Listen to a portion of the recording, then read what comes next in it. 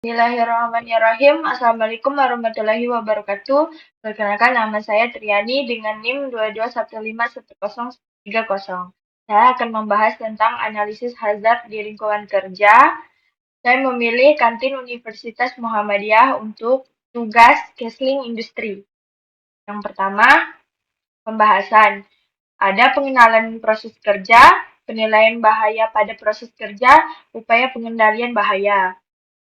Yang pertama akan saya bahas pengenalan proses kerja.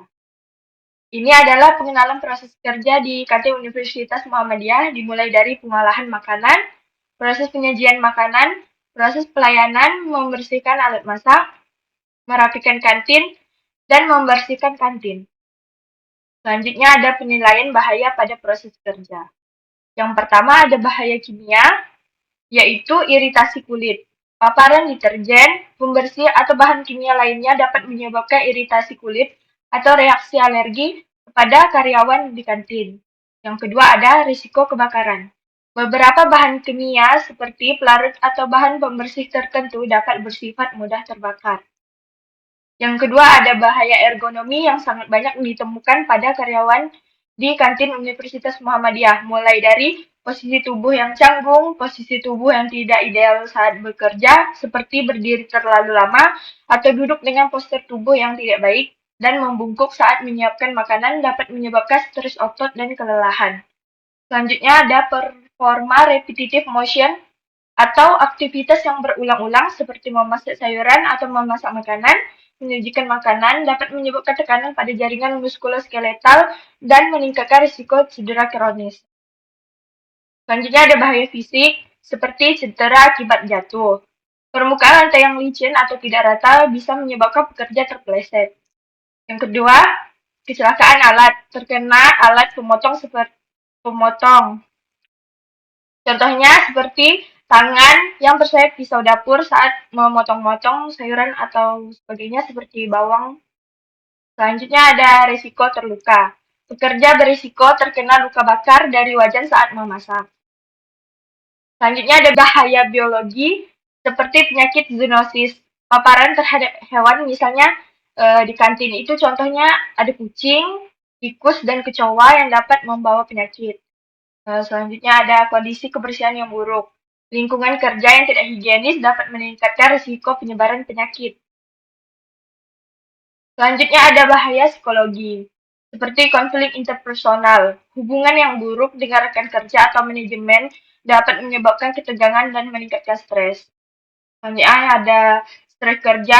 Tekanan untuk memenuhi permintaan pelanggan dalam waktu singkat dapat menyebabkan stres yang tinggi. Karena kadang mahasiswa saat memesan makanan itu mereka tidak mau terlalu lama untuk menunggu. Jadi di kantin itu ada menu seperti kue tiaw goreng, pokoknya yang dimasak-masak langsung gitu. Mereka itu nggak mau terlalu lama dan itu bisa menyebabkan stres pada karyawan yang memasaknya jika mereka menyiapkannya terlalu lama.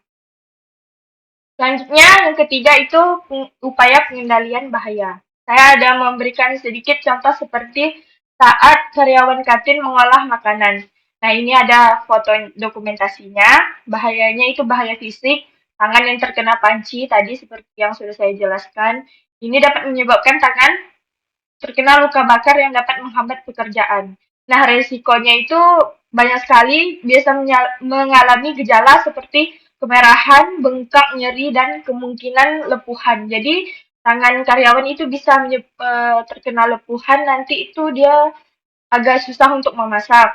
Nah, upaya pengendaliannya, gunakan sarung tangan tahan panas saat memasak dan atau memindahkan dan mengangkat panci. Jadi saat memindahkan atau mengangkat pancinya untuk menyiapkan makanan, itu harus menggunakan sarung tangan. Selanjutnya ini ada dokumentasi kedua ini ada proses penyajian makanan. Nah, bahayanya itu membungkuk saat menyiapkan makanan dapat menyebabkan tekanan pada jaringan muskuloskeletal dan meningkatkan risiko cedera kronis karena melakukan aktivitas tersebut berulang-ulang. Jadi, ibu yang ada di dokumentasi saya ini sedang menyiapkan makanan. Nah, dia itu melakukan hal itu berulang-ulang karena dia menyiapkan makanan dengan cepat dan sangat banyak dan itu aktivitasnya berulang-ulang terus karena pesanan yang ada. Nah, risikonya itu antara lain nyeri punggung, posisi membungkuk dapat memberikan tekanan pada tulang belakang yang menyebabkan nyeri punggung bawah atau atas. Upaya pengendaliannya mungkin bisa di kantin nanti membuat meja agak lebih tinggi agar pekerjanya tidak membungkuk. Selanjutnya, yang ketiga, ini adalah dokumentasi terakhir ada bahaya fisik di dapur. Jadi bahaya fisiknya itu cedera akibat jatuh. Karena bisa dilihat sendiri di permukaan lantainya di dapur ini kan ada tempat pencucian. Nah, ini kan pasti terkena air ya lantainya sedikit lebih banyaknya pasti adalah air yang terciprat dari tempat cuci piring itu keluar. Nah, pasti ini bisa menyebabkan cedera fisik karena permukaan lantainya licin. Risikonya itu pekerjanya bisa keseleo atau patah tulang jika mereka kayak terpelesetnya kayak ke belakang.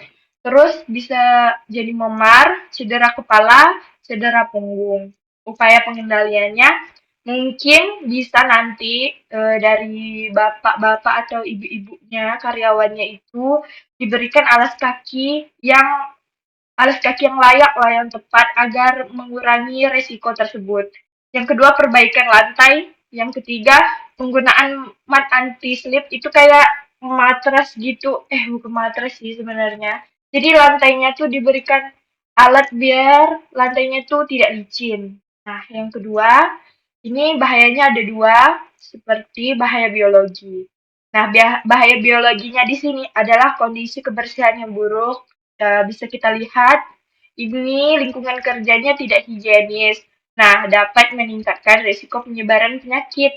Risikonya, kesehatan pekerja terganggu. Bisa jadi dia terkena alergi atau masalah pernafasan dan kecelakaan kerja ya yang tadi itu seperti dia terpeleset. Nah, upaya pengendaliannya ini dapat menerapkan prosedur kebersihan. Mungkin mereka itu nanti karyawannya bisa disuruh membersihkan atau merapikan dapur ini beberapa kali setiap minggu. Nah, yang kedua, penyediaan fasilitas kebersihan. Pastinya pemilik kantin harus menyediakan fasilitas kebersihan. Baik, sekian presentasi dari saya. Kurang lebihnya saya mohon maaf. Sekian dan terima kasih. Wassalamualaikum warahmatullahi wabarakatuh.